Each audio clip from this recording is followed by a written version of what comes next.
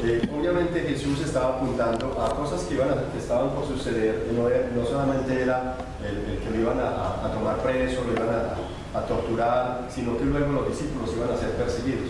Pero no tiene nada que ver con el tema de finanzas, pero tal vez hoy en día nosotros pudiéramos decir qué es lo que nos ha venido.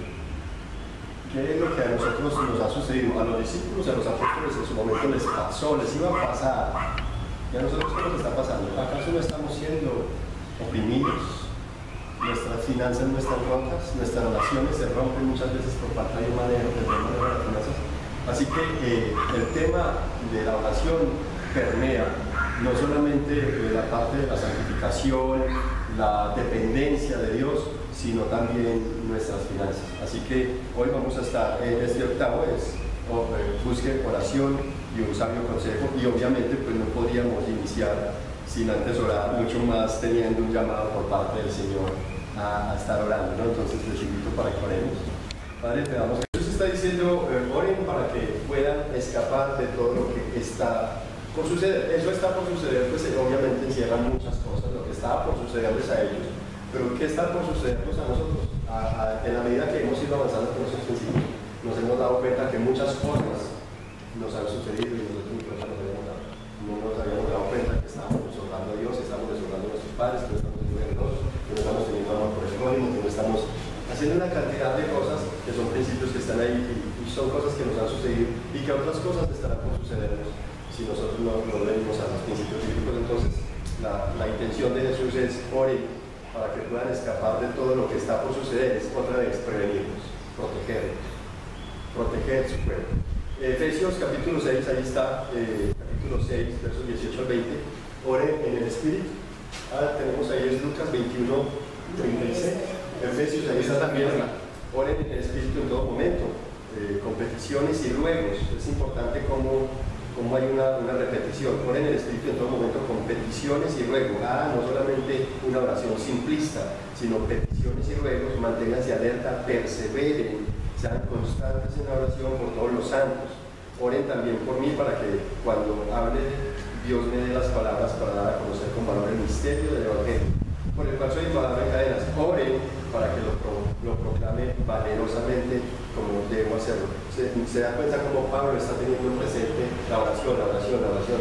Claro, no tiene que ver con la finanza, pero tiene que ver con todo lo que nosotros como cristianos vamos a vivir. Cómo es que la palabra está haciendo efecto en nuestras vidas, cómo es que nosotros estamos permitiendo que también la palabra que ha hecho un efecto en nuestras vidas sea transmitida también a otros. Entonces el apóstol está aquí diciendo, ore, nosotros necesitamos orar. Y Proverbios 19:20 dice, escucha el consejo y acepta la corrección y llegarás a ser sabio. ¿Y qué mejor consejo que el mismo consejo de Jesús?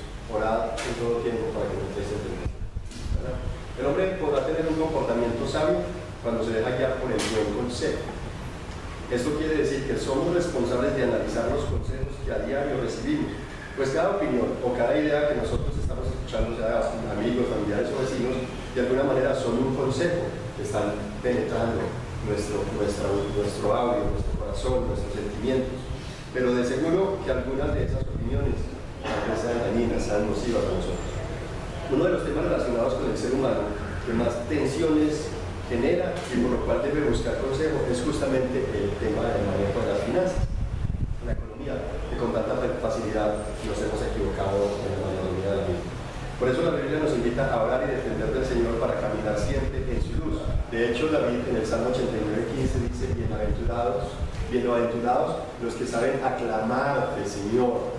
Bienaventurados los que saben aclamarte y caminan a la luz de tu presencia. Es importante cómo David está teniendo en cuenta eso, y creo que David es una eminencia, es un gran modelo para nosotros ver cómo es que David, antes de hacer cualquier cosa que iba a hacer, siempre estuvo consultando al Señor, siempre estuvo consultando al Señor. Y también es un gran modelo para mirar cuando no consultó al Señor, qué es lo que le pasó. Entonces uno como que, de hecho, quiero invitarles a todos, ojalá estudien la vida de David, que es preciosa la vida de David, y entender cómo fue un hombre conforme al corazón de Dios, que siempre estuvo dependiendo de Dios, consultándolo para cualquier cosa que iba a hacer. Él estaba consultando siempre al Señor.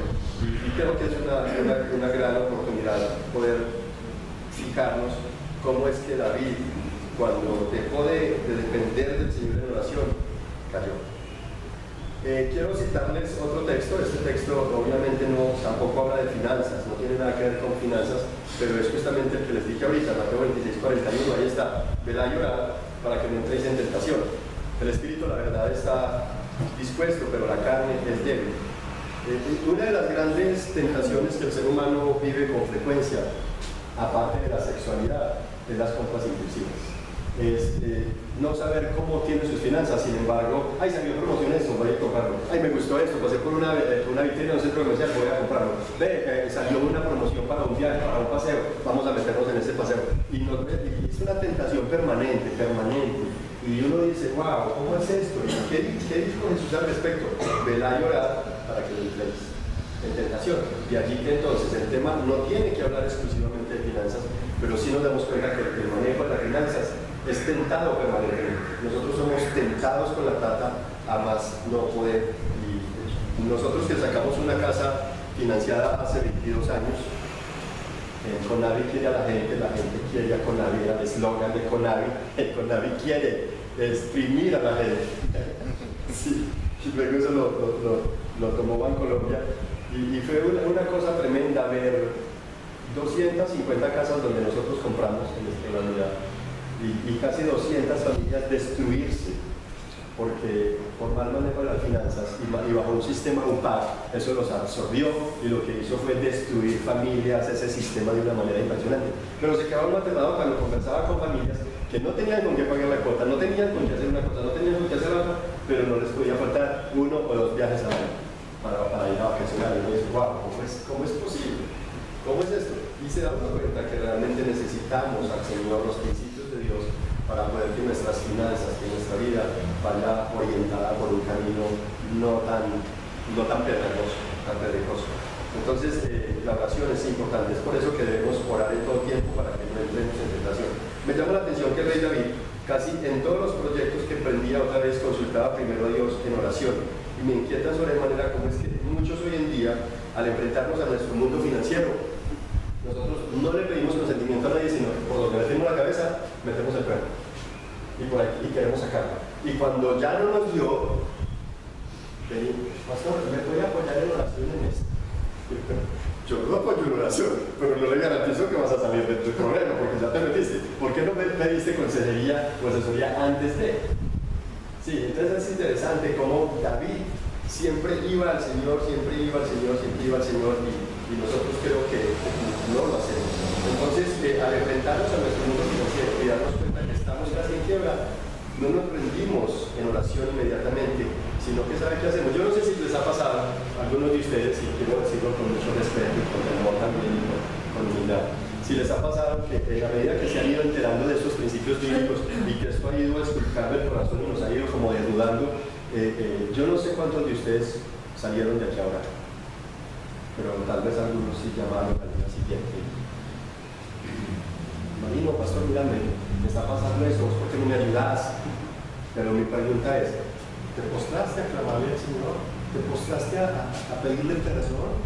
A decirle, Señor, no sabía que esta es mi realidad, no sabía que estoy en la bancarrota, no sabía que mis finanzas estaban de esta manera y yo soy el culpable, no hay otro. David dice, bienaventurado el que sabe aclamarte, Señor, y camina a la luz de tu presencia. Pero resulta que queremos caminar a la luz de las personas que viven y unos principios, decir, bien malo que soy para exponer, bien pecador que soy, y quieren caminar a la luz de los hombres. Y creo que la preciosa luz de Jesús, la preciosa luz de la palabra, es la que a nosotros nos va a dirigir, nos va a guiar, nos va a orientar nuestros pasos. Entonces, con eso pues, creo que es desafiante, pero nos animó mucho a orar. Asimismo, Pablo, por medio del Espíritu Santo, ordena, oren en el Espíritu en todo momento, con peticiones, ruegos. Manténganse alerta, perseveren en oración. ¿Por quién? Por todos los santos. Oren también por mí. Es una humildad tan preciosa del apóstol que dice, hombre, yo confío en el sacerdocio universal. Y no quiere decir que porque yo sea el apóstol, a quien le fue revelado de manera sobrenatural, entonces yo no necesito que usted ore, porque yo necesito también de sus oraciones. Y hay una humildad impresionante, como es que él se está exponiendo a eso, pero es una constante, ore. sí dependemos del Señor, que dependemos del Señor. Este octavo principio tiene dos componentes. El primero es orar al Señor siempre, en todo momento, antes de tomar decisiones, antes de gastarse lo que no es suyo, y para que Dios nos direccione a hacer buen uso del dinero. Por otro lado, es pedir consejo, asesoría sabia que venga desde la misma palabra de Dios. Pero, ¿a quiénes pueden acercarse para pedir un buen consejo? A un consejero que maneje el tema podría ser tu pastor, una buena opción. Buscar a un hermano que le dé primero lugar al consejo bíblico antes que a sus propios sentimientos, emociones, enfermedades. Porque a veces somos muy buenos para dar un consejo basados en nuestra propia experiencia, pero tal vez darnos un consejo basado en la palabra a veces se dificulta. Eso ya lo llamaríamos un consejo bíblico, antes que nuestra propia experiencia, que sea parcial, que no involucre tanto sentimientos, sino que al emitir un consejo, el consejo esté basado en la palabra del Señor, que sea la palabra la que habla y no nosotros, y nosotros más bien seamos el instrumento que la palabra de Dios está usando para emitirle el consejo a la otra persona. Tener presente entonces en el momento de pedir consejo la actitud con la cual vamos a acercarnos a pedir el consejo. La actitud debe ser una actitud humilde. Yo voy a pedir consejo, voy a pedir una asesoría, tal vez en nuestra manera errática de pensar quién me puede ayudar, yo pienso, Daniel es el que me puede ayudar, y el muchachito que está ahí sentado tal vez lo menosprecia. No veo que, y seguramente el niño puede tener un mejor consejo para mí. Entonces, ser humildes en el tema en que no siempre tiene que ser la persona a la que yo digo me va a orientar. ¿Por qué lo digo? Porque nosotros estamos trabajando mucho en lo que es la consejería bíblica. Nos estamos preparando permanentemente para cómo dar consejería netamente bíblica. Para eso entonces hay un grupo de personas que viajamos a Lafayette, a un programa de Lafayette de la Consejería y Coalición por la Consejería Bíblica, que se desarrolla en Lafayette, en Indiana, pero también se han desplazado para llevarlo a cabo en México y en Santo Domingo. Se hace cada año hay un nivel más, son 6 niveles. Entonces, lo que hacemos es que con todas estas personas que hemos ido preparando, vamos preparando a otros, y ya aquí en Medellín se ha estado trabajando con el pastor Jairo Suárez en Sabaneta, el Rey del Sur, para llevar a cabo formación en consejería bíblica, porque de esa manera ayudamos a un pastoreo mutuo, a ejercer el sacerdocio universal de tal manera que no tengan que depender del cuerpo pastoral, del liderazgo de la iglesia, sino que hayan hermanos que se están preparando, hermanas que se están preparando en materia de consejería bíblica, y así podamos ayudarnos mutuamente y tener un pastoreo de iglesia, un pastoreo mutuo, y no solamente depender de alguien que a veces puede irse por una línea de la idolatría. ¿Me ayudas con estas luces, por favor? Gracias. Entonces, tener presente la actitud debe ser una actitud humilde, no siempre tiene que ser la persona que yo diga la que me tiene que aconsejar. En retomando a David, vale recordar que en cierta temporada muy corta, por cierto, olvido, no consultó a Dios, tampoco solicitó la opinión de nadie, y eso lo llevó a caer tan bajo que su pecado se llevó por delante el matrimonio, y su pecado se llevó por delante 2 vidas. Su pecado lo llevó a mentir, a engañar, a maquinar cosas, y de allí, como consecuencia, obtuvo un hijo que le montó la persecución, un hijo que estaba tratando de usurparle su puesto, su cargo, violación intrafamiliar, un hermano a una hermana, etcétera, etcétera, y la violencia que se desató en su casa fue tenaz por dejar de depender del Señor. Nosotros, tal vez nuestras vidas no son las mejores, como decíamos en el principio de honra a tu padre y a tu madre, que tienen 2 connotaciones también: para que te vaya bien y tus días sean alargados.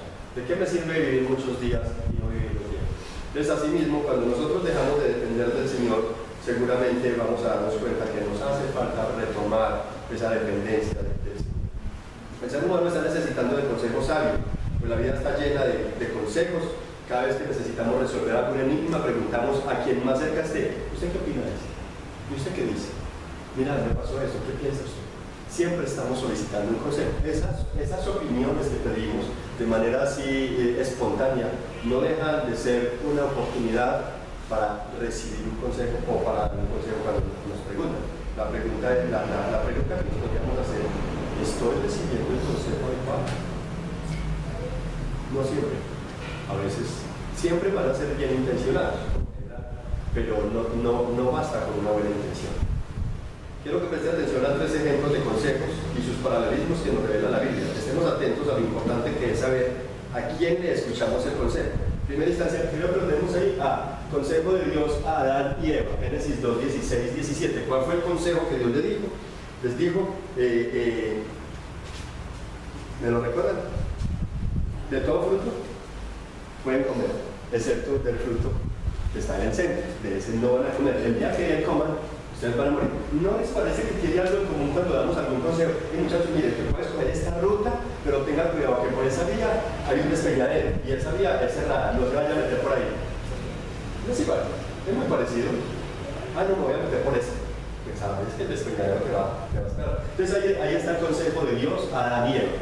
El consejo de Josué y Caleb a Moisés cuando los mandan a espiar la tierra prometida, la tierra de Canaán, y ellos vienen a decir que es una tierra que verdaderamente brota, fluye leche y miel, que hay frutos muy grandes, es una tierra productiva, pero los otros 10 espías que iban con ellos vinieron a traer otro consejo diferente. Entonces ahí está el consejo de Josué y Caleb en Números 13:30, y eso se va hasta Números 14, del 6 al 10. Y tenemos por otro lado el consejo de los ancianos a Roboam. ¿Quién era Roboam? Roboam era el hijo de Salomón, que fue el sucesor de Salomón. Cuando Salomón muere, Roboam es el que queda en el reinado como rey del pueblo de Israel. Todavía el pueblo no se había dividido, no había una división del norte y del sur de Israel. Sí, era solamente todo Israel. Cuando Israel muere, viene un hombre, un soldado, que era el soldado de confianza de Salomón, que se llamaba Jeroboam.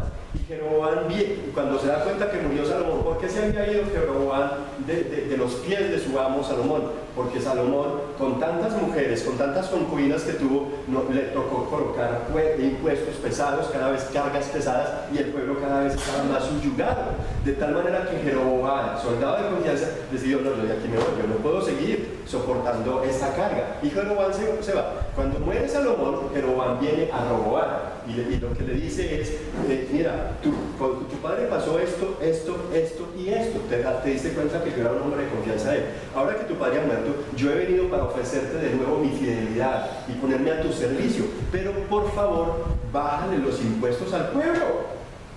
Y Roboam le dijo, vete y ven en 3 días, voy a consultar. Jeroboam consulta con los ancianos, y los ancianos efectivamente le dicen, sí, él tiene razón, debes bajar los impuestos del pueblo y vas a tener a un pueblo sirviéndote con agrado.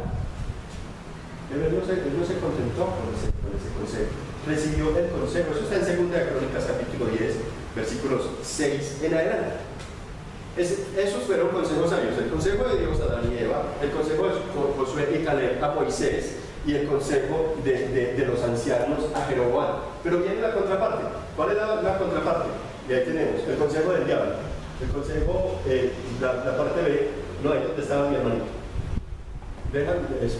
La parte B, consejo del diablo, Génesis 3, del 1 al 5, es el consejo de la serpiente a Adán y Eva. Luego de los otros 10 espías, Números 13, 31 al 33, y de los jóvenes amigos. Entonces, Roboam lo que hace es consultar con los amigos con los que él se crió en el palacio de su papá, en el palacio del rey, y consulta con los amigos. Y así, cada consejo de estos entonces traía una mala consecuencia. Miramos ahora sí las consecuencias. Es la siguiente. Aquí vamos a mirar las consecuencias. Las consecuencias del consejo de Dios. ¿Qué ofrecía el consejo de Dios? Estabilidad, abundancia, paz, gozo y una buena vida eterna. El consejo del diablo: destrucción, ruina, pobreza, amargura y un tormento eterno. El consejo que ofrecía Josué y Caleb, ¿qué ofrecía? Cercanía a la voluntad de Dios. Dios estaba llevando el pueblo a la tierra prometida y mandó unos espías, y esos espías tenían que venir y traer. Y Josué y Caleb lo que dice es verdad que allá hay hombres gigantes, pero no se preocupe, que Dios nos los entregará en nuestras manos, porque Él está de nuestra parte y serán pan comido. Pero los otros 10 decían, no, pueblo, ¿cómo se les ocurre? Josué y Caleb quieren que nos maten, esos gigantes nos tragarán vivos. Ellos lo que quieren es acabar con nosotros. Y eso desató la ira de Dios.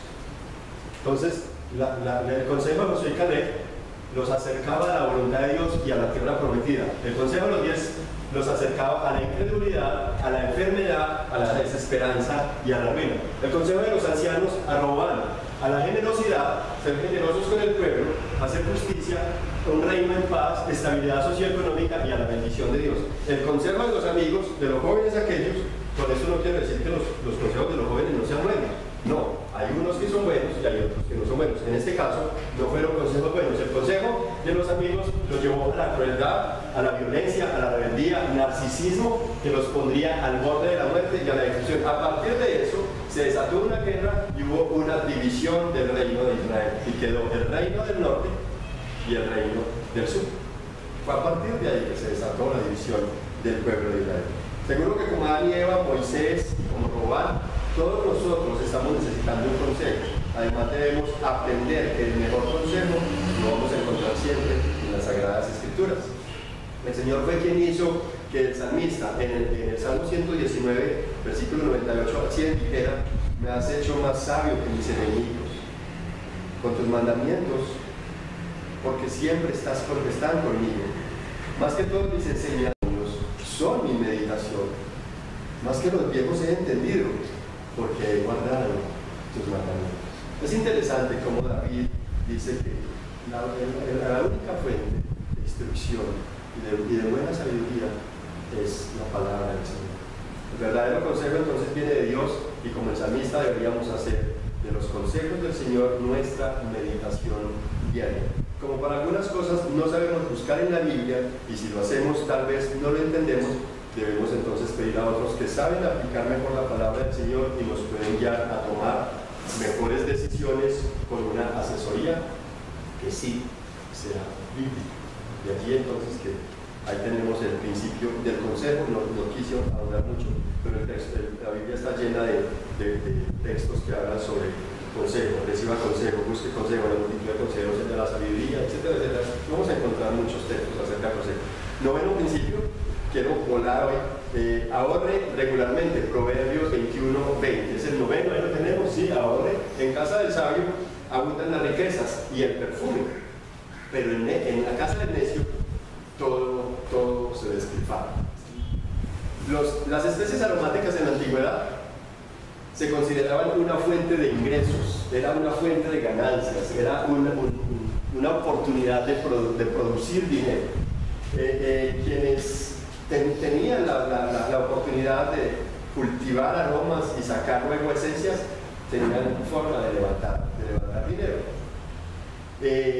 Y esto sí, claro, quienes con diligencia lo trabajaron. El perfume de nardo puro, por ejemplo, era un solo frasquito de tamaño normal, podía representar 300 días de trabajo, es decir, costaba 300 denarios, y un denario era el salario de un día de trabajo.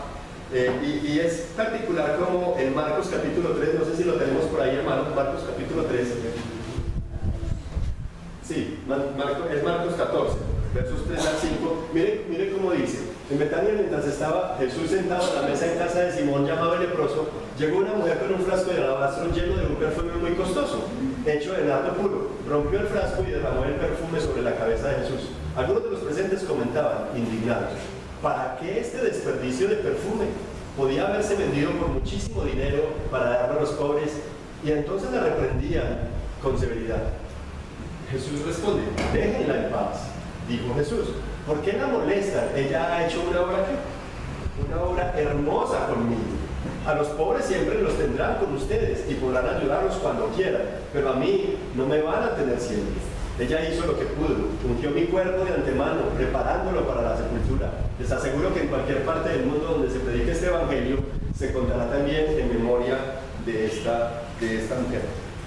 Creo que lo que esta mujer está haciendo es una muestra de que ella sí comprendió la belleza, la hermosura y la gracia del hombre. Cuando nosotros comprendemos el evangelio, vamos a entender que Jesús comenzó en Lucas capítulo 14 diciéndole a las multitudes, recuerdan, y grandes multitudes seguían a Jesús, y él volteándose les dijo: cualquiera que viene a mí, cualquiera que quiere ser mi discípulo y no sacrifica el amor a su padre, el amor a su, etcétera, etcétera, etcétera, y hay un tema de amor, y finalmente dice: y aún a sus propios bienes. a su vida y a sus propios bienes. Cualquiera pues que no renuncia a sus propios bienes no es digno de mí, no puede ser mi discípulo. Gracias a Dios.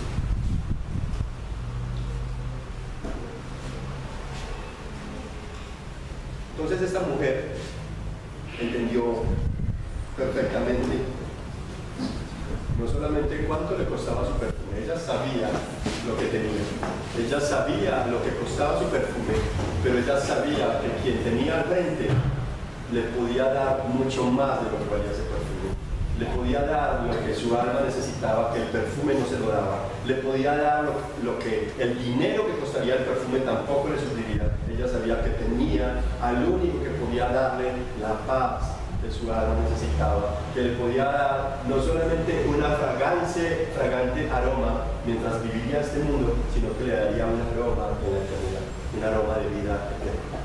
Ella lo entendió perfectamente y por eso lo hace, y es importante que esta renuncia de bienes mostraba la belleza de su comprensión del Evangelio, como lo dice el versículo 9. Miren cómo dice 9: les aseguro que en cualquier parte del mundo donde se predique el Evangelio se contará también el testimonio de esta mujer en memoria de ella. ¡Wow!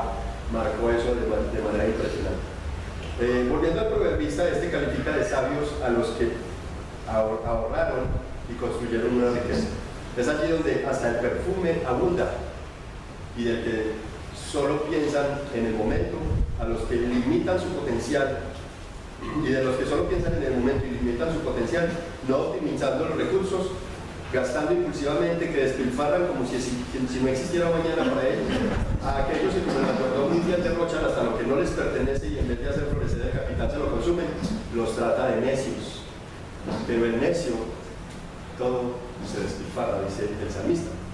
Estos jamás podrán crear su propio ahorro porque como el mayordomo infiel, en vez de producir, lo derrocha todo.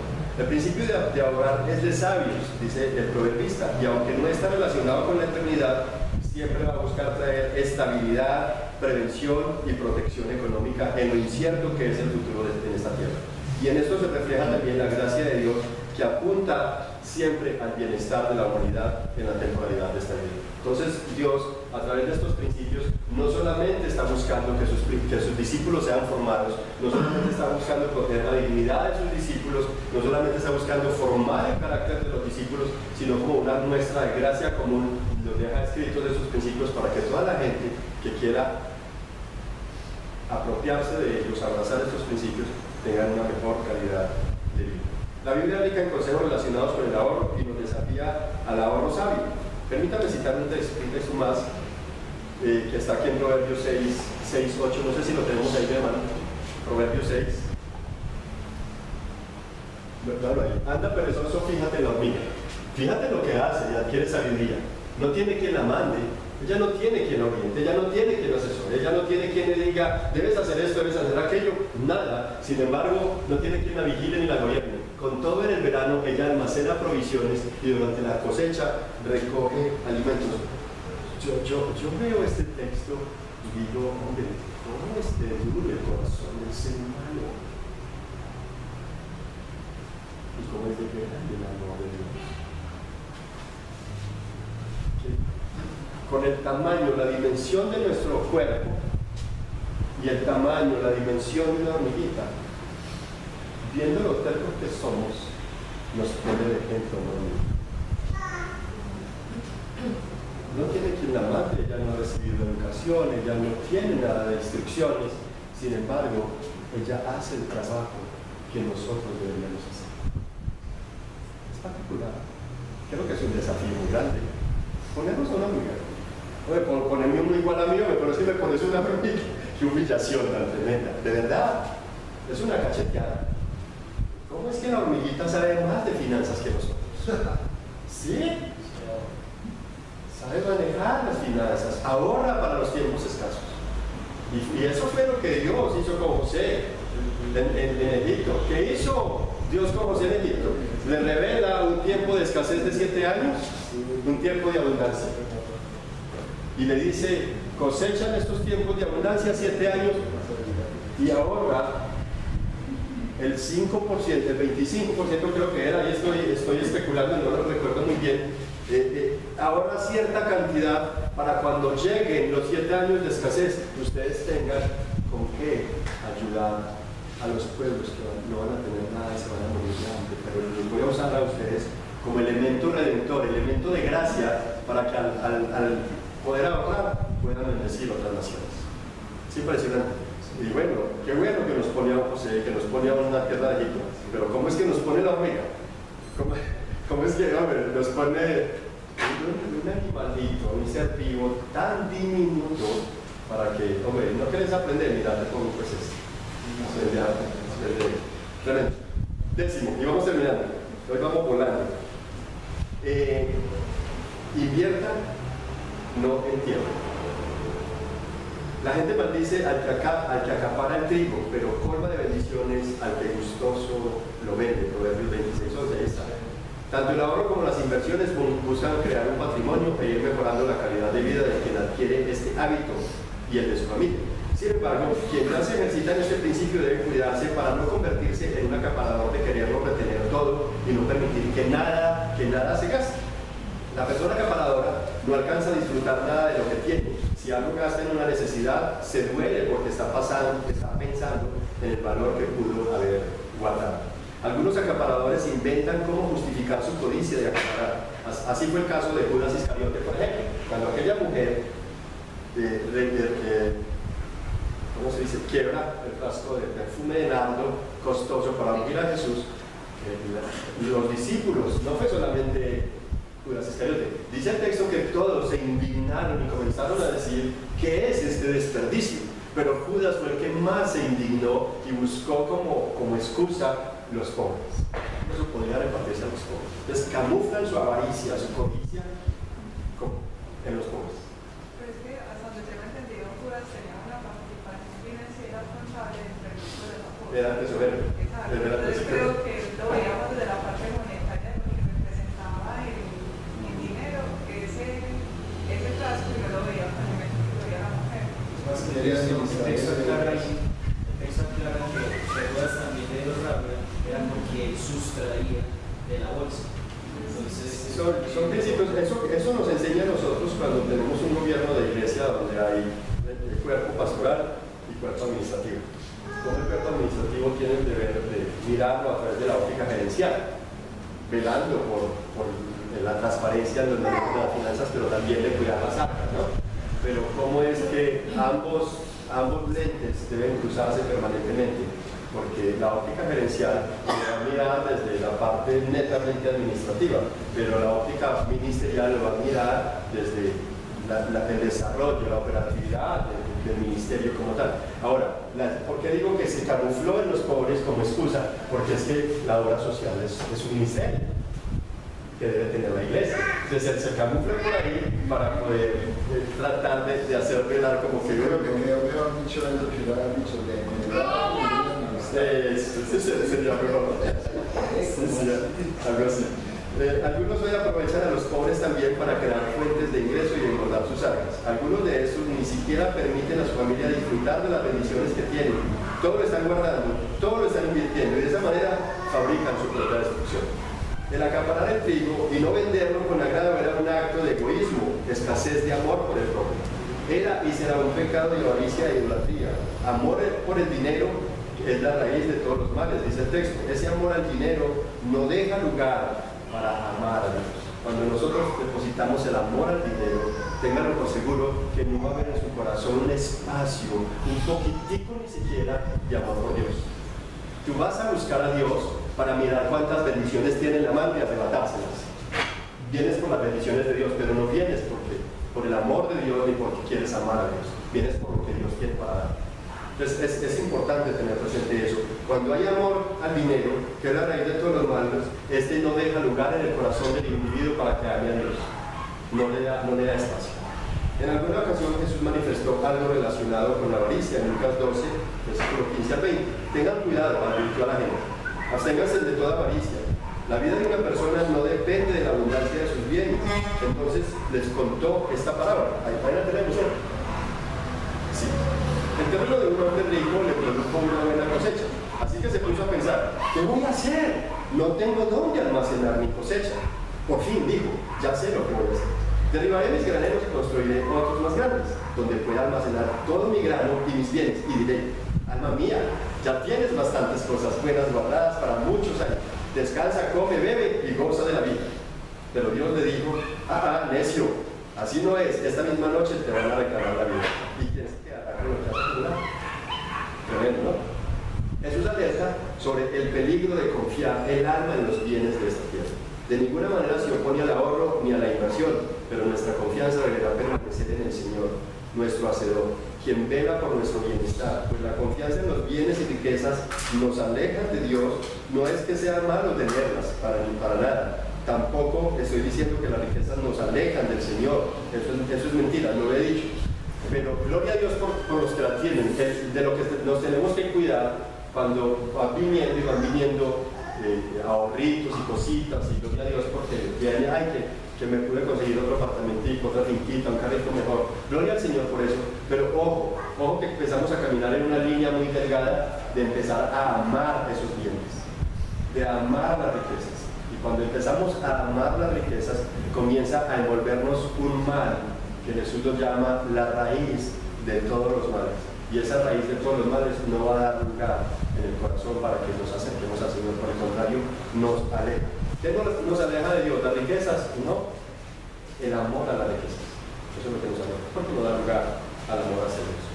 Entonces, el problema radica en tomarle amor al dinero y en apasionarse por hacerse más rico, más rico y más rico. Asimismo, quienes son ricos y anhelan serlo, muchas veces se enredan y caen en la trampa de olvidarse de la fe y del amor a Dios. Se olvidan de su gozo, porque su gozo comienza a depender de la cantidad que tengan. Si no hay cantidad, empieza a sentir tristeza, depresión, amargura, desvelos, trasnochos, no hay tranquilidad, hay enfermedad y comienza porque no hay. Y cuando viene la plata es lo que nos genera la satisfacción. Entonces tenemos que cuidarnos de eso. Y el apóstol Pablo experimentó y él lo declaró diciendo, todo lo puedo en Cristo que me fortalece, porque sé vivir en la escasez y sé vivir en la abundancia. Sé vivir con alimento, pero sé vivir con la hambruna, etcétera, etcétera. Y hablaba era del tema de cómo, si hay finanzas robustas, gloria a Dios y poderlas vivir, pero si hay escasez, también las vivirá con agrado, con amor y con gratitud delante del Señor. La Biblia dice en 1 Timoteo 6, pero gran ganancia es la piedad acompañada de contentamiento. ¿La tenemos ahí? Sí, pero gran ganancia es la piedad acompañada de contentamiento, porque nada hemos traído a este mundo y sin duda nada podremos sacar. Así que teniendo sustento y abrigo, estemos contentos con esto, porque los que quieren enriquecerse caen en tentación y lazo y en muchas codicias necias y dañosas, que hunden a los hombres en destrucción y perdición. Porque raíz de todos los males es el amor al dinero, del cual codiciando algunos se extraviaron de la fe y fueron traspasados de muchos dolores.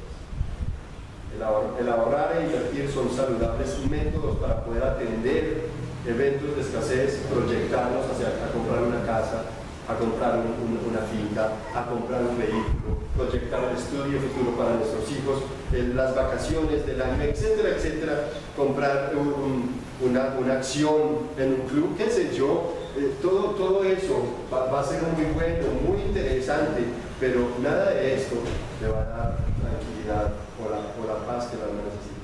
Así fue como el Señor inspiró a José en Egipto cuando le reveló la gran escasez en Génesis 41:24. Dios dijo que debería nombrar inspectores en todo Egipto para que durante 7 años de abundancia recaudaran la quinta parte de la cosecha en todo el país, y de esa manera podrían enfrentar la hambruna, los tiempos de escasez que vendrían, como haría la hormiguita, y salvar a multitudes, ayudando a los necesitados, a las naciones que estarían en la hambruna, que no tendrían nada, ellos podrían ayudarlos, dándoles esperanza y salvación. Así fue como usa al pueblo de Egipto y a José en representación para salvar a muchas naciones de la hambruna que se levantó. Así es, mis estimados amigos, que desde el inicio de este taller hemos aclarado que todo pertenece a Dios, que Él es quien da el poder de hacer riquezas, que en la parábola relacionó talentos con gozo del Señor. Por otro lado, vinculó el manejo de riquezas de este mundo con las riquezas eternas. En estos y en los otros pasajes que he citado de la Biblia, hemos visto que Dios se da a conocer, que quiere moldear nuestro carácter ante Cristo el Señor, que Él vela por el bienestar de sus hijos y que los principios en finanzas son una forma de Dios protegernos y formar nuestro carácter. Por eso, para terminar, le invito a mirar 1 Samuel, capítulo 2, versículos 7 al 8. ¿Cómo es que una mujer llena del Espíritu de Dios se refiere de Él en esta manera? Mira, ahí lo tenemos. ¿Lo tenemos ahí? No, porque voy a leérselos entonces. El Señor da la riqueza y la pobreza, humilla, pero también enaltece. Levanta del polvo al desvalido y saca del basurero al pobre. Ojo, tremendo, ¿no? Saca del basurero al pobre. ¿Sabe para qué? Para sentarlo en medio de príncipes. Eso está en 1 Samuel 2, 7 al 8. Para sentarnos en medio de príncipes y darles un trono esplendoroso. Eso hizo con José. No lo sacaron de una cisterna donde lo tenían sus hermanos para matar. Lo vendieron como esclavo y no lo puso en el trono de príncipes. Lo puso como gobernador. Y darle su trono esplendoroso. Del Señor son los fundamentos de la tierra, sobre ellos afianzó el mundo. No solamente con José pasó esto. ¿Dónde estaba David? ¿No estaban los pastizales de su padre? Pastoreando animalitos, oliendo a materia fecal, oliendo a animal. Y de allí fue el Señor. David no se estaba preparando, como les expliqué en la primera sesión de estos principios. Él no estaba buscando ser rey, ni siquiera lo sacó del basurero en el que se encontraba para ponerlo en trono de príncipes. Ese es Dios, ese es el Dios de la Biblia.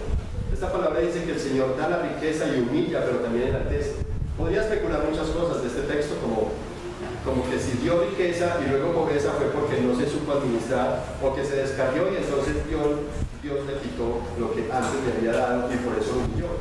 Quizá lo justificaría relacionándolo con el siervo malo que le quitaron las 1000 monedas y luego lo enviaron al lugar de llanto y rechinar de dientes que está en Mateo 25. Pero no, mi mayor anhelo es que nos afirmemos cada día en la verdad de que a Dios pertenece todo y es Él que te permite tener un mejor manejo de las finanzas. Que si rindes tu corazón a Él, entonces Él y nadie más formará tu carácter y te instruirá para que como creyentes o no, seamos mejores administradores. Mi deseo es que puedas verle con poder restaurando tu vida, restaurando tu familia, restaurando tu salud y por supuesto tus finanzas. Ruego de todo corazón, muchachos, que entendamos que Dios nos hizo a cada uno desde el inicio para disfrutar de una vida plena, de una vida en abundancia.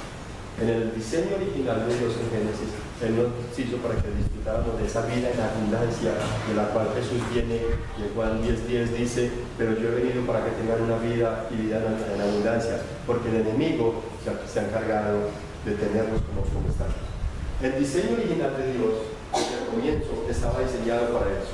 Así que espero que Dios nos ilumine con su palabra, que podamos comprender las riquezas de la maravillosa gracia de Dios y que el verdadero sentido de la libertad financiera y su disfrute nos haga correr desesperadamente, como cuando estamos al borde de la mujer, correr desesperadamente a la cruz de Jesús, porque es allí donde vamos a encontrar la mayor fuente de sabiduría, es allí donde vamos a encontrar el consejo, es allí donde vamos a encontrar la protección, no solamente en nuestras finanzas, sino en nuestras vidas. Es en la cruz de Jesús donde vamos a encontrar la restauración de todas las cosas. Cristo vino para eso, para restaurar todas las cosas. A eso vino el Señor. Quiero contarles que estas son los materiales que he usado para sacar esos principios. Usé la Biblia de las Américas, la Nueva Versión Internacional de la Reina Valera, y el libro de Howard Dayton, Tu dinero cuenta, Howard Dayton, Conceptos Financieros Pro. Es de ahí donde me basé para sacar estos principios.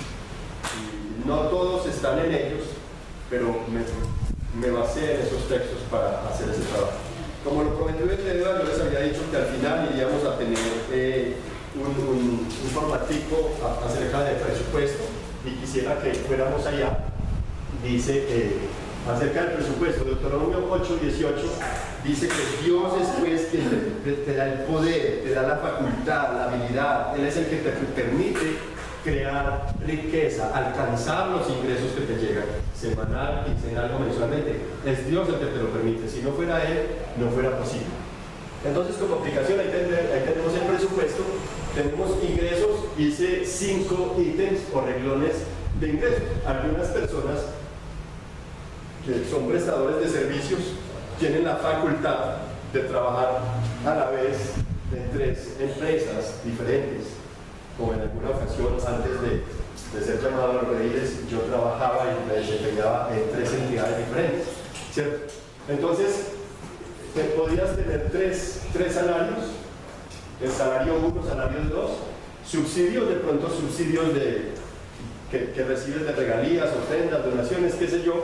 Ahí estaría 4 también, rentas o negocios. Tal vez tienes propiedades, entonces te dan alquiler, o tienes ciertos negocios que te generan cierta rentabilidad. Entonces ahí entraría todo lo que son los ingresos. Eso se sumaría acá en esta columna de la derecha, y al sumarlo nos va a dar un total de ingresos, que ese total de ingresos viene a ser el ingreso bruto.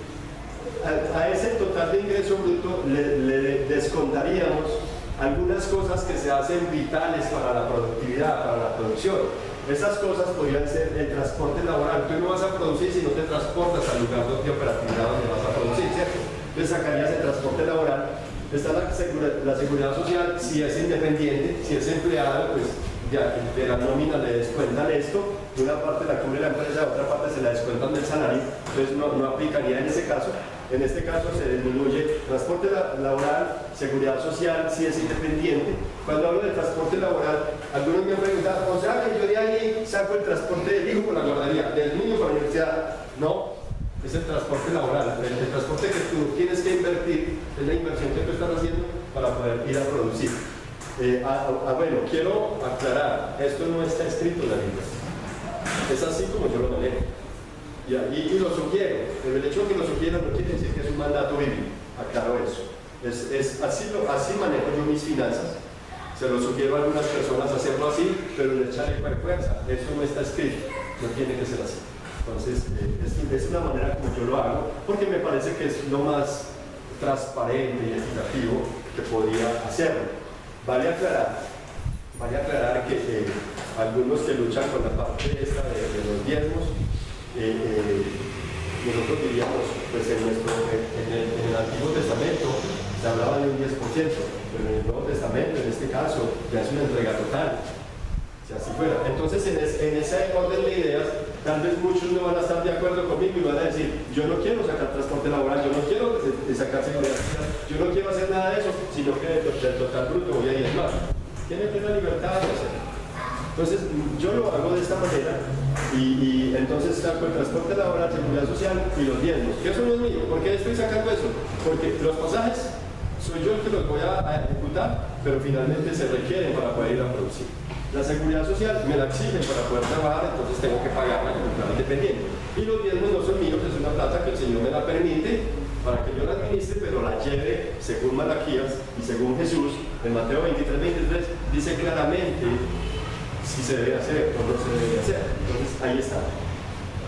Al hacer esa sumatoria me va a dar un total disponible para egresos. Ese total disponible para egresos es donde yo ya lo voy a llevar al presupuesto de mi casa. Serían los ingresos para empezar a hacer el desarrollo de los gastos de la casa. Antes de continuar, Juan Esteban. Un ejemplo en cuanto a los diezmos, un hombre que no es cristiano, pues un hombre pues, que le va muy bien y él es un hombre que es expositor y él decía que sacaron un diezmo, que eso era de... Sí, lo expusimos aquí la semana antepasada de Robert Kiyosaki, el autor del libro de Padre Rico, Padre Pobre. Él es un coach, asesora a gente para crear fortunas, y también es el autor de Cash Flow, Flujo de Dinero, y él no es cristiano. Sin embargo, el libro de Padre Rico, Padre Pobre, él lo inspira en la historia de José, y él no es cristiano, y él dice que una de las claves del éxito para tener buenos negocios es tener presente el 10%, pero no le pertenece a uno. Pero bueno, hoy no vamos a hablar de diezmos, estamos hablando solamente de presupuestos.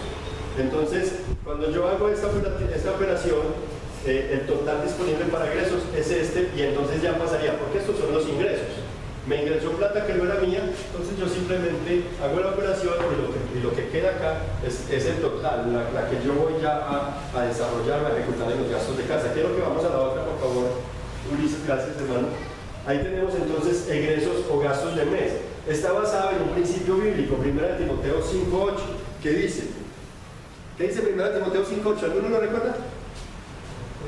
El que no provee para su casa, primordialmente para los suyos, es peor que un incrédulo y ha negado la fe. Quiere decir entonces que el principio o las finanzas que Dios ha establecido tienen como primera finalidad la estabilidad de la familia, el bienestar del hogar. No es para yo hacer con ello lo que quiera, no, es para la estabilidad del hogar. Entonces, el desarrollo, la ejecución del presupuesto tiene que tener presente siempre el principio divino es la familia, el hogar, el hogar. Entonces ahí está algunas cosas que competen al hogar, el arriendo, proyecto de casa propia, alimentación, servicios públicos, impuestos, seguridad social, o seguro de vida. Seguridad social, allá estaba para quienes son independientes. En este caso, yo tendría que haber borrado seguridad social y dejarlo más bien porque algunos compran alguna póliza de vida. Aparte de la seguridad social, pagan una póliza, entonces ahí estaría en ese listado de ingresos. Recreación o descanso, ese descanso, creo que es interesante tener un rubro para, dígase una vez al mes, tener una salidita a un parque recreativo, a salir con la familia, a chupar ahí un helado o algo así. Entonces ahí estaría. Vacaciones es un rubro que debemos sacarlo para que cada año, como mínimo cada año, la familia tenga una salidita, unas vacaciones. Imprevistos, estos imprevistos tienen como propósito cubrir emergencias. Yo saco un X monto al mes y se marca o se echan a un sobre o se tiene como dentro de un marco que es cubrir imprevistos. ¿Qué tipo de imprevistos nos preguntaríamos nosotros, verdad? Imprevistos como un accidente donde la EPS, donde no hay con qué pagar eso o aquello, el sobre de imprevistos me va a permitir a mí llegar allá y encontrar un saldito para yo poder operar en medio de esa emergencia que acaba de presentarse. Ese tipo de imprevistos es lo que Dios revela que hace la hormiga y que debería hacer José en Egipto. Van a venir unos imprevistos porque van a haber escasez. ¿Qué vas a hacer? Entonces tienes que guardar para ese momento. Esa es la idea del imprevisto. Ahí me faltó uno que se llama varios. En varios es otro rubro que uno puede colocar, que es, por ejemplo, ¿de dónde? Porque una cosa es el mercado, pero hay cositas del mercado que no se pueden comprar. Dígase, yo lo estoy diciendo de esta manera porque yo ya estoy estructurado a manejar mensualmente, a manejar mis finanzas por mes, no cada 8 días, no cada 15 días, sino por mes. Entonces, uno va y merca para el mes, pero hay cosas que no se pueden comprar para el mes, sino que se tienen que estar comprando cada 8 días. Que el quesito, por ejemplo, que muchas veces la leche no se compra todas, las arepas, cositas que se descomponen con facilidad, entonces esas no se compran todas para el mes. Entonces, del rubro de varios es donde va a ir saliendo esas cositas.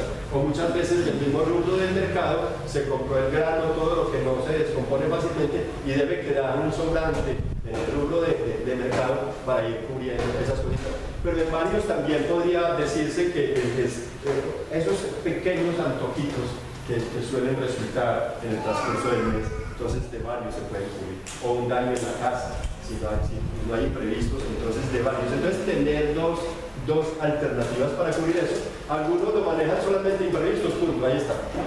Y solamente desde ese rubro. Está el ahorro futuro o inversiones, entonces vemos en recreación y descanso, Éxodo 20, capítulo 20, verso 8 al 11, nos habla que en 6 días tú producirás y el séptimo lo descansarás. Está hablando del descanso, entonces de allí, si hay 4 descansos al mes, entonces es interesante cómo es que en esos descansos vamos a tener para legadito, para una cosita, o para ir al cine, qué sé yo, pero que haya algo ahí. Ahorro futuro y inversiones, Proverbios 6:6, otra vez la hormiguita. Esa es la hormiguita, ahorre, invierta. Deudas, Proverbios 11:24-25 nos decían que el generoso da a manos llenas y recibe más de lo que dio, pero el miserable ni siquiera sus deudas paga y termina en la ruina, en la desgracia. Eso es lo que nos dice ese proverbio.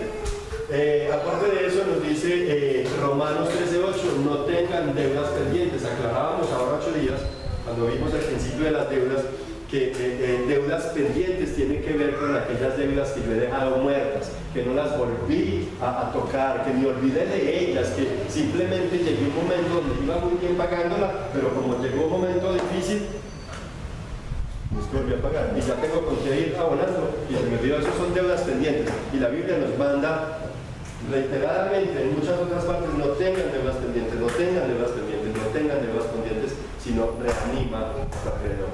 ¿Cuándo vamos a reanimar a nuestro acreedor? Cuando empezamos a abonarle dinero, lo vamos a reanimar, Entonces ahí están textos que afirman que cómo manejar las deudas. Padres quiere decir honrar a padre y madre. Volvemos otra vez, Éxodo 20:12, honra a tu padre y a tu madre para que te vaya bien en esta tierra y tus días sean alargados. Entonces tiene ese principio. Siempre en el presupuesto mensual debemos tener en cuenta a nuestros padres. No los olvidemos, no seamos como los paganos que simplemente honran a papá y mamá un día al año. Y eso que lo honran entre comillas, un regalito el día comercial. O sea, que este principio lo podamos vivir desde un sentimiento o una línea divina llamada amor. El amor que Dios ha derramado en sus corazones debe de darnos espacio para amar a nuestros padres de tal manera que se lo demostremos, honrándolos. Alguien me preguntaba hace 8 días, pero entonces siempre que vamos a honrar a nuestros padres implica dinero. No siempre implica dinero.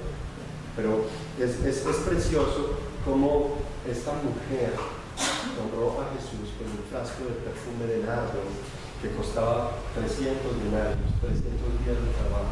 Y Jesús dice: déjala porque una obra hermosa ha hecho. La manera de nosotros de mostrar el amor a Dios, lo dice Lucas capítulo 14, ¿quién que viniendo a mí y queriendo ser mi discípulo no sacrifica el amor a su padre, a su madre, a su esposa, a su esposo, a su novio, a su novio, a su hermano, a su hermano y aún a su propia vida, para que sea mi discípulo? Es una cuestión de amor. Jesús está reclamando un amor, el amar a Dios con todo nuestro corazón. Amar a nuestros padres siempre debe tener una implicación también monetaria. Hay veces no hay dinero, y claro, un buen comportamiento, el abrazo, el afecto, el buen trato, una convivencia saludable, es maravilloso. Pero cuando yo ya estoy produciendo, yo creo que después de que ellos se gastaron su vida en nosotros, su juventud en nosotros, que invirtieron en nosotros, que se trasnocharon en nosotros, que se enfermaron por nosotros, que dejaron de comer por nosotros, que se sacaron el bocado de la boca por darnos por nosotros, que nosotros ya produciendo podamos decirle: hombre, de mi plata puedes sacar algo para honrar. Entonces ahí está el tema de honrar a papá y mamá. El amor al prójimo necesitado, Mateo 22:29, Proverbios 19:7. Entonces está el tema del amor al prójimo. ¿Cuál de los mandamientos es el más importante? Le preguntaron a Jesús con el ánimo de tentarlo, y él dice: ama al Señor tu Dios con todo tu corazón, con toda tu mente, con todas tus fuerzas, con todo lo que es, y ama a tu prójimo como a ti mismo. Entonces nosotros debemos de tener siempre en nuestro presupuesto mensual un poquito, una gotica que muestre que yo amo al prójimo. Porque si decimos, por lo menos nosotros que somos creyentes, tal vez haya acá personas que no son cristianos, que no tienen una relación con Jesucristo, entonces ellos dirán: pero esto no aplica para mí. Pues déjame decirte que se aplica para ti, porque el prójimo va a ser la persona que tienes más cerca de ti, el más próximo, el más cercano, el que está ahí cerquita y tiene una necesidad. Ese es tu prójimo. Y un día tú eres el prójimo de él, y tal vez tú estás necesitado, vas a tener la ayuda, que acudir a la ayuda de este prójimo que quieres hablar. Entonces eso aplica para creyentes y no creyentes, y entonces debemos amar a nuestro prójimo como a nosotros mismos. Ahí está. Entonces, al hacer la operatividad de todos esos egresos de casa, me debe dar acá una nota, y aquí debo un saldo, y debo traerlo luego a esta tabla de diferenciación de cuentas. Ingreso menos egresos me debe dar un resultado, muchas veces igual. Lo ideal es que me dé igual, Pero si queda un saldo pendiente, tengo que tener, si es faltante, lo coloco con el signo menos o el número rojo. Y si es un sobrante, lo coloco con el signo más porque es un sobrante, es un saldo positivo o saldo negativo. Si es un saldo negativo, ¿qué vamos a hacer? Quiere decir que los egresos están superando tus ingresos. Entonces, mucha gente lo que hace es desvío de dinero. ¿Y qué creen que hacen? Van y sacan los bienes. Este tema no tengo por qué señalar acá, de Marcos capítulo 7, versículos 6 al 13, Jesús es tajante, pero tajante con el desvío de fondos. Se acerca había la multitud también, y muchos fariseos habían ahí, y ¿sabe cómo les dice? Fariseos hipócritas, qué linda manera tienen ustedes de violar el principio, el mandamiento de Dios. Cuando Moisés les escribió, honren a vuestro padre y a vuestra madre porque esto es pero ustedes dicen, papá, mamá, cualquier cosa que quisiera darte, con los que quisiera beneficiarte, con lo que quisiera honrarte, qué pena, pero lo he consagrado a Dios y por eso ya no puedo honrar. Él dice, qué belleza, qué lindas enseñanzas se transmiten ustedes entre unos y otros. Y de esa manera pisotean el principio bíblico. Miren que sería una linda manera de decir, es que lo estoy consagrando a Dios. Y él le reclama, así no es. Si era el estipulado para honrar a papá, es para él. No me desvíe el fondo. Déjenlo para ellos. A mí, déjenlo dármelo para mí. Porque en Mateo capítulo 23, versículo 23, lo teníamos en el fariseos también, y les dice, fariseos hipócritas, que diezmáis la menta, el comino y el anís, pero se han olvidado del amor, la misericordia y la fidelidad. No debían de haber hecho esto sin dejar de hacer aquello. Ya explicábamos la semana pasada que algo bonito que estaban haciendo los fariseos, porque ellos estaban haciendo algo bonito. ¿Qué estaban haciendo algo bonito? Estaban aplicando el principio de Malaquías 3:10, llevar íntegro sin sustituirle nada, sin quitarle nada, lo estaban llevando íntegro, y es lo que Jesús les está diciendo. No debían de hacer esto sin dejar de hacer aquello. Es interesante, ¿no? De allí que entonces cuando hay un número negativo, quiere decir que mis egresos están por encima de los ingresos, tengo que hacer algo que se llama recorte presupuestal, hacer ajuste de presupuesto.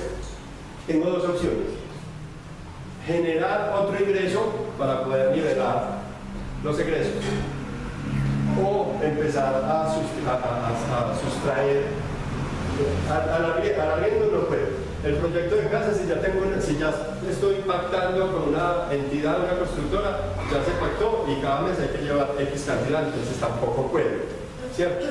¿De dónde voy a sacar? Entonces ahí es donde me toca empezar a apretar en la alimentación, o tal vez vamos a tener que bajar la carne y empezar a dar porcioncitas más pequeñitas.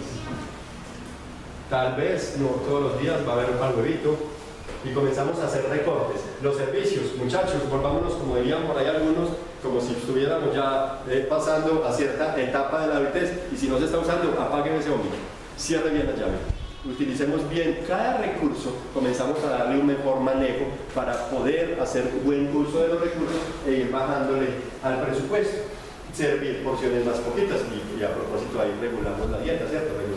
Empezamos a balancear la alimentación.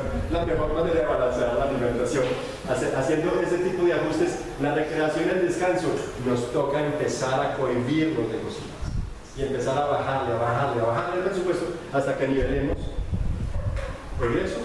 ingresos, igual. Entonces, el tema del ahorro, claro, si yo tengo deudas, yo no debería de estar ahorrando, porque se supone que primero debo suplir las deudas. ¿Y cuándo voy a empezar a ahorrar? Cuando ya no tenga deudas. Ya puedo empezar, hay dos cosas que pueden suceder: completa tranquilidad cuando yo ya no tengo deudas. La primera, me puedo morir tranquilo. Y allá Dios no me va a decir, ¿por qué no le pagaste la deuda a fulanito? Bueno, eso es una especulación mía, ¿no? Pero ya me puedo morir tranquilo porque ya no le debo a nadie, y no voy a dejar a mi esposa ni a mis hijos con deudas pendientes. Si no las pagué yo, ¿por qué se las tengo que dejar a ella? Y luego por allá al vecino, vea señora, es que su esposo, no me importa que se haya muerto, pues yo le presté una platica para que se la gastara con su familia porque era para tener un caso familiar, entonces páguemela usted. Entonces ya me puedo morir tranquilo, eso por un lado. La otra cosa que puedo hacer tranquilo después de que ya no tengo deudas es empezar a ahorrar.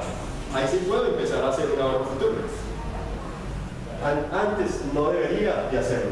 Entonces es interesante esto, el ahorro va cuando no hay deudas. Entonces cuando yo ya no tengo deudas, yo puedo sacar eso de ahí. Entonces mi presupuesto empieza a sentirse más descansado, porque ya no tengo que mensualmente estar sacando un rubro para deudas, ya las pagué, ya no tengo nada de deuda y ya estamos por ese lado librecitos, ¿cierto? En cuanto al ahorro futuro, irlo haciendo cada vez que sea posible, pero si no hay deuda. Algunos no lo hacen, pero están pagando un proyecto de casa. No se frustre. Ay, no, es que yo trabajo y no me queda para ahorrar. Hermano, pero estás invirtiendo en un proyecto de vivienda. Ahí está el ahorro, ahí se va a reflejar el ahorro. En mi caso, por ejemplo, yo no veo ahorro efectivo en ningún lado porque estamos pagando el préstamo del carrito. Entonces el ahorro se ve reflejado en el carrito, que se está librando ese capital. Entonces, de esa manera no debemos frustrarnos porque siempre no, ahí se ve reflejado en esto o en aquello.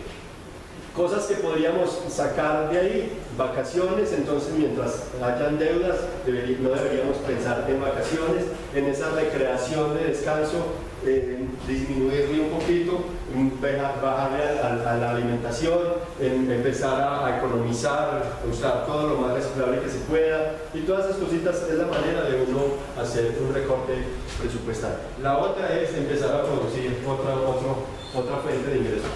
Levántese otro ingreso por extra para poder suplir y nivelar eso. No sé si tienen alguna pregunta. Habíamos dicho que si alguien quería que hiciéramos el ejercicio del presupuesto, de su presupuesto de finanzas, lo podíamos hacer, pero sé que como es fin de semana, ha estado lloviendo, la gente ha estado ocupadita, muchos por ahí ansiosos por salir a pasear.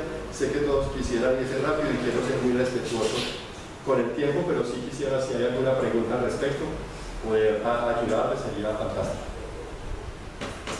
¿Estamos bien? Bueno, quiero decirles que hace 8 días no se pudo filmar, entonces no se va a subir el videito, que yo sé que muchos quieren hacerlo para repasarlo, ver el videito. Entonces lo que hice fue que los principios que se compartieron hace 8 días están acá impresos, mi esposita se los va a entregar. Ahí está el principio quinto, 5, 6 y 7. Y hoy estuvimos hablando sobre el 8, el 9 y el 10. Entonces, no sé, cualquier dudita que tengan, pues quien pueda, háganlo por favor. Compréndanme, muchachos. La idea mía de exponerles todo esto era mostrarles la gracia del Señor interesado en nuestro bienestar financiero.